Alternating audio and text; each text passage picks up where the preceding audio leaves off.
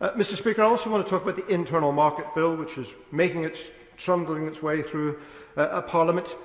It is now clear, it's no longer a matter of speculation, it is now clear that the devolved administrations in the United Kingdom will not give consent to this ridiculous piece of legislation. And I want to know if we can find the time to debate in this chamber the consequences for the devolution settlement of that being the case, and of the United Kingdom government choosing to ignore the wishes of the devolved administrations and steamroller the legislation through anyway.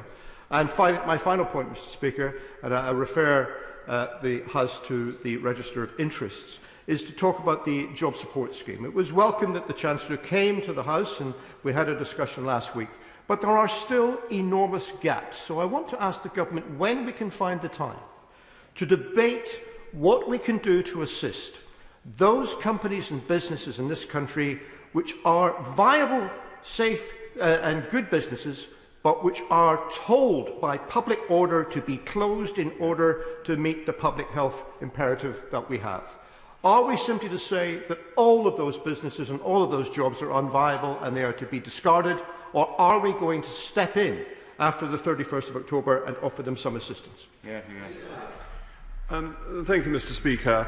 The honourable gentleman has continued to ask for us to change our procedures and to do things more remotely.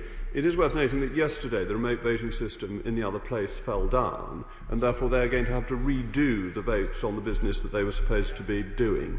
I think we have to press on with our important business in serving the country, ensuring we have the debates that are asked for. And from the point of view of government business managers, we have on the one hand a demand for debates and votes, quite rightly, and on the other hand the demand that we shouldn't in fact be here. People cannot have it both ways. The technology did not provide satisfactory scrutiny and has fallen over in voting in the other place. When we had a problem in our division lobbies, we had a fallback solution and we could carry on with the business. Losing a day's votes on report stage of a bill makes proceeding with government business exceptionally difficult. As regards Westminster Hall, the honourable gentleman says that most members won't be able to attend, and most members don't attend Westminster Hall anyway, that very few debates are that full in Westminster Hall, and though there will be formal limits, actually, considering the numbers who are at most Westminster Hall debates, those formal limits will not be unduly stretched.